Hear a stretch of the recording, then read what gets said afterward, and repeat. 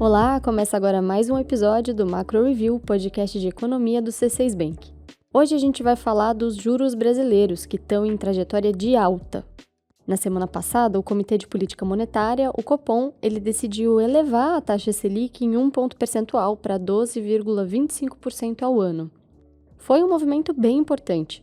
No comunicado, o Copom disse que enxerga um cenário mais adverso para a política monetária e indicou que pode levar a Selic para 14,25% até março. Por que uma dose grande de aperto nos juros está em discussão? No episódio de hoje, a gente responde essa pergunta e fala também de outros 3 assuntos: dos últimos dados de inflação dos Estados Unidos, da decisão da semana passada do Banco Central Europeu, que, aliás, está cortando juros na contramão do nosso Banco Central, e, por fim, a gente explica por que a França nomeou um novo primeiro-ministro. Hoje a gente tem ainda também a participação da Marina Valentini, do JP Morgan Asset Management. Ela fala sobre 2 assuntos que movimentaram os mercados na semana passada: os dados de inflação dos Estados Unidos, que a gente mencionou agora há pouco, e as 2 grandes reuniões do governo da China. Eu sou a Bianca Alvarenga. E eu sou a Marina Rapa. E hoje é 16 de dezembro de 2024. Vamos lá?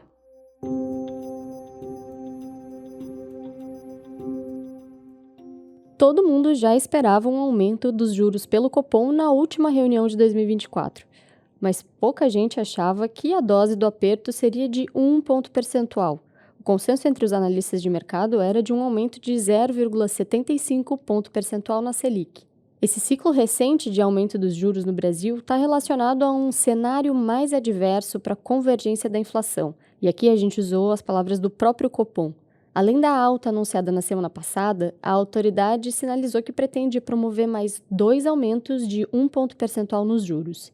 Colocando aqui na ponta do lápis, a gente está falando então de um cenário em que os juros chegariam a 14,25% em março de 2025. E é provável que o ciclo não termine por aí.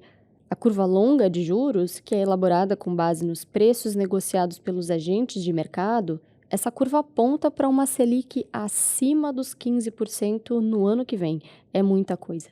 Para justificar o movimento de alta dos juros, o Banco Central elencou alguns fatores que explicam a piora do cenário nos últimos meses. Ele citou, por exemplo, o aumento da percepção de risco fiscal, a desvalorização do real e a economia superaquecida. Tudo isso torna o controle da inflação bastante desafiador. As expectativas dos analistas de mercado, acompanhadas pelo Boletim Focus, apontam para o IPCA de 4,6% em 2025. E eu lembro aqui que a meta de inflação contínua é de 3%, com limite superior de tolerância de 4,5%. Ou seja, os analistas já enxergam uma inflação acima do teto da meta no ano que vem. A gente acredita que a alta da Selic e a sinalização de novos aumentos dos juros no futuro revelam um compromisso do Banco Central de levar a variação dos preços para a meta. E para alcançar esse objetivo, ele vai utilizar a ferramenta que ele tem em mãos, que é a política monetária. A questão agora é quão eficiente a política monetária pode ser quando existe um quadro de dívida pública elevada e de expansão fiscal, como que a gente vive atualmente. E é importante a gente dar um passo atrás aqui para dizer que, em geral, uma Selic maior ajuda a controlar a inflação por meio de diversos canais de transmissão, como o câmbio e a atividade econômica. Eu vou explicar melhor. Quando os juros ficam consideravelmente mais altos no Brasil do que no mundo, como eles estão agora, a tendência é que mais pessoas e empresas tragam os recursos para o país. O fluxo de capital resultaria, então, numa valorização do real. Mas não é o que tem acontecido agora, e a razão para isso é o risco fiscal. Se, por um lado, o aumento dos juros tende a fortalecer a moeda brasileira, por outro lado, uma Selic mais alta acelera o ritmo de crescimento da dívida pública. E se o quadro de endividamento é ruim, muitos investidores evitam aplicar os recursos no Brasil em razão do risco maior. Isso tende a manter o dólar apreciado e a inflação pressionada, mesmo com uma Selic mais alta. Outro ponto que preocupa é que a dívida pública brasileira não tem crescido só em razão disso que a Marina falou, dos juros mais elevados. Os gastos do governo também estão em alta em razão de uma política de expansão fiscal. Vamos pensar aqui na economia como um carro. A política monetária tem sido o freio que garante que esse carro não vai acelerar demais, enquanto a expansão fiscal tem feito o papel oposto, de pisar no acelerador. O problema é que esses dois mecanismos estão sendo acionados ao mesmo tempo. Tudo indica que os estímulos fiscais devem continuar e o dólar deve permanecer valorizado nos próximos meses. É por isso que a gente acredita que mesmo uma Selic acima dos 14% não vai ser suficiente para levar a inflação para a meta. Então, calibrar a política monetária nesse cenário vai ser o grande desafio do Banco Central em 2025. O assunto agora é a inflação americana. Em novembro, a variação dos preços nos Estados Unidos manteve o comportamento apresentado nos últimos meses. E que comportamento é esse, né?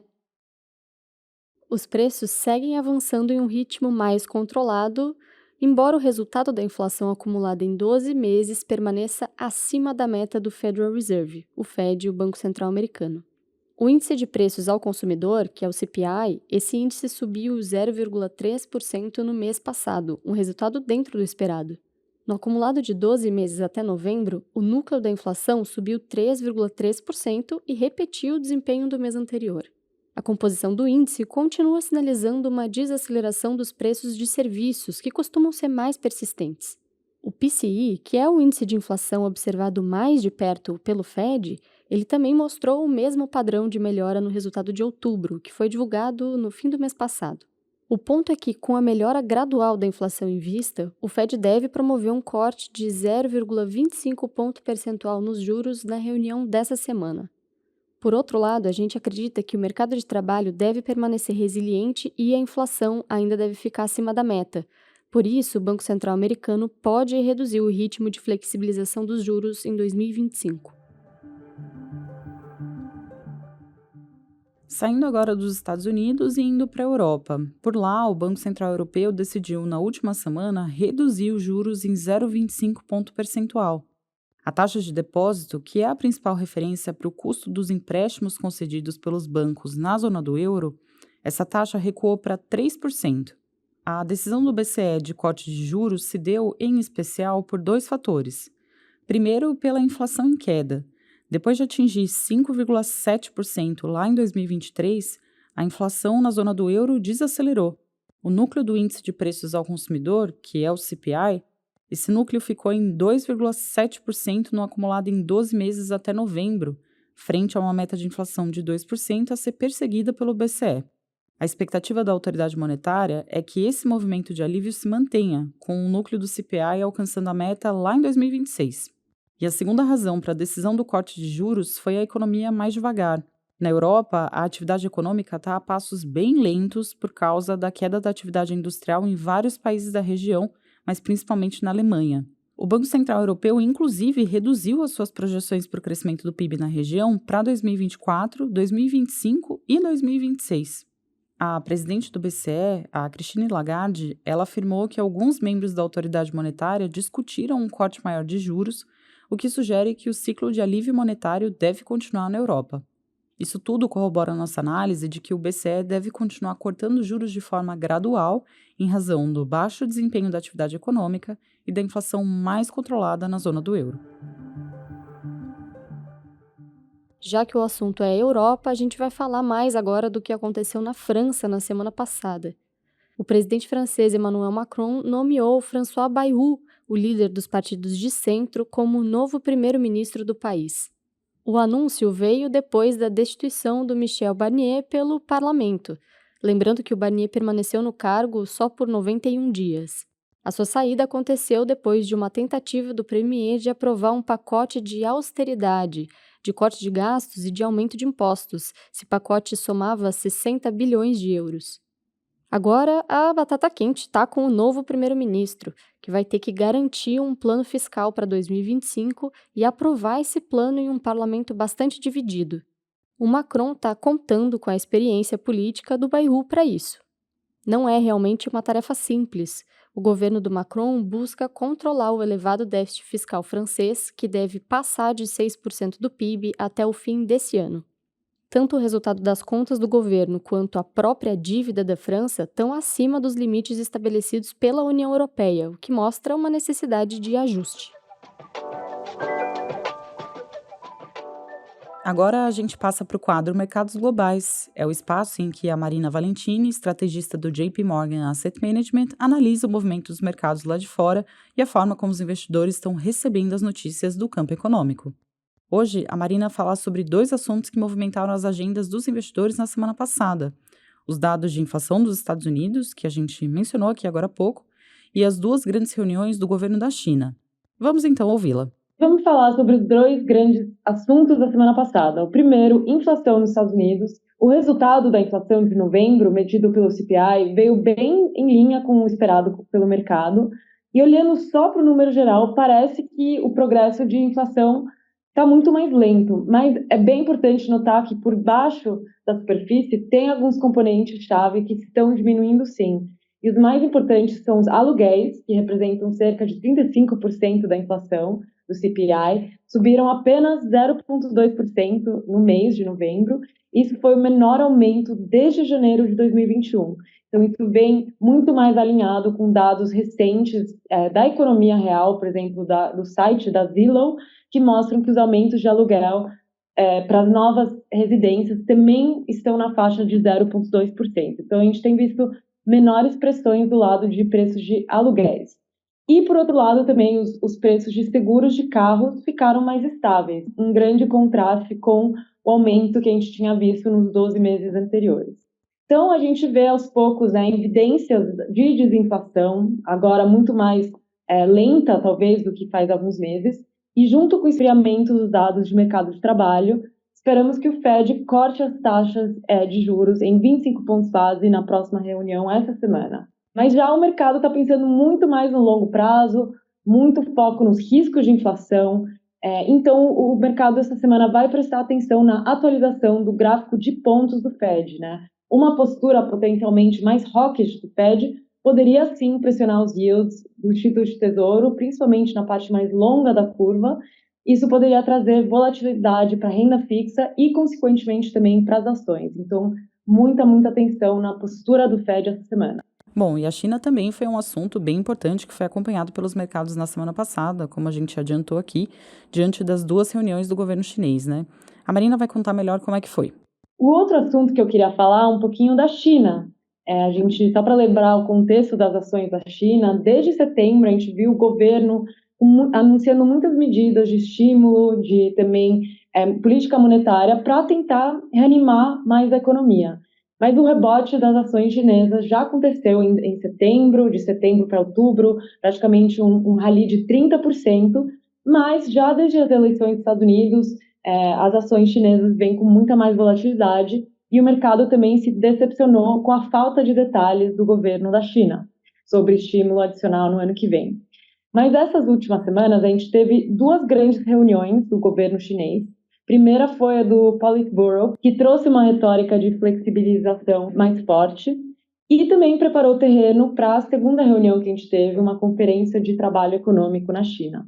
Mas essa segunda reunião, infelizmente, acabou decepcionando os investidores pela falta de números e detalhes sobre estímulos fiscais. Então, como um todo, achamos que o governo da China está acertando o tom, sim, né, e está prometendo mais estímulo, mas faltam os detalhes.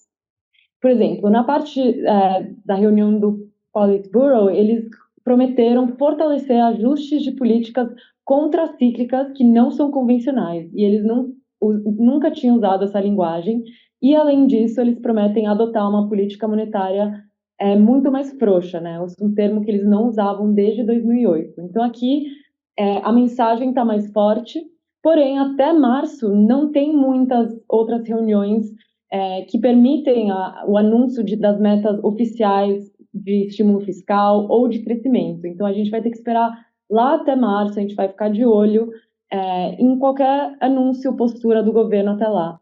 Então, como será que os investidores devem se posicionar nesse cenário? A Marina vai dar um norte para essa análise. Vamos ouvir.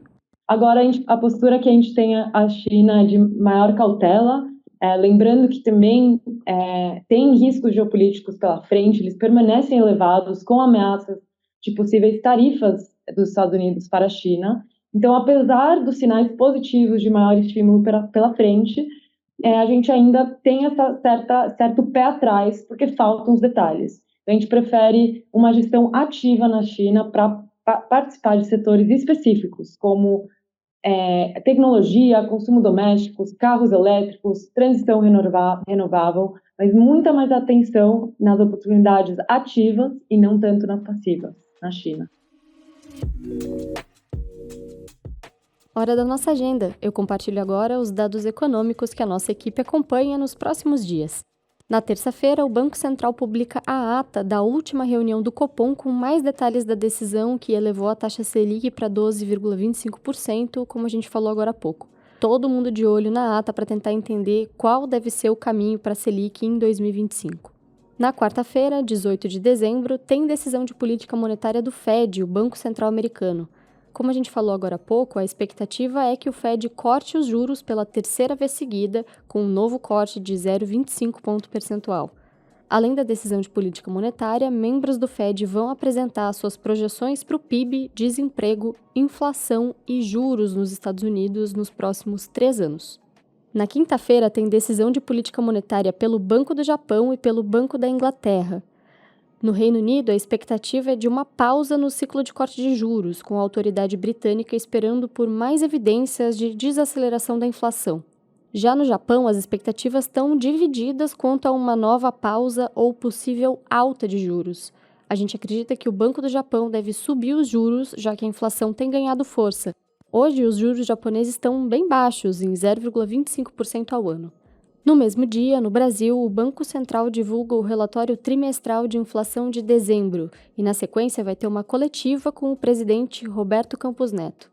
São os últimos dias de mandato do Campos Neto na liderança do BC. A gente lembra que, em janeiro, quem assume a presidência da autoridade é o Gabriel Galípolo. E agora sim, terminando a semana, na sexta-feira, vai ser divulgada a inflação dos Estados Unidos medida pelo Índice de Preços de Gastos com Consumo, o PCI. Por lá, a variação de preços está controlada, mas ainda acima da meta, como a gente falou aqui mais cedo. Bom, é isso, a gente chegou ao fim de mais um episódio. Muito obrigada por nos acompanhar até aqui. Para você que está nos ouvindo e quer deixar um feedback sobre o podcast, é só escrever na nossa caixa de perguntas, que fica abaixo da descrição do episódio no Spotify. Quem faz parte da equipe econômica do C6 Bank são o Felipe Salles, a Cláudia Moreno, a Cláudia Rodrigues, o Eliezer Jacob e o Felipe Mack. A produção e roteiro são desse time todo, junto com Bianca Alvarenga e Marina Rapa. A edição de som é da Thaís Andrea. A gravação fica com a Rafaela de Oliveira e a divulgação nas redes sociais com a Maria Fernanda Pedroso. Lembrando que você pode seguir o Macro Review na sua plataforma favorita de podcasts. Assim, quando a gente publicar um novo episódio, você vai ser notificado. É bom para quem quer ficar por dentro da economia e para quem quer conhecer uma visão original dos fatos econômicos. Uma boa semana para você e até a próxima!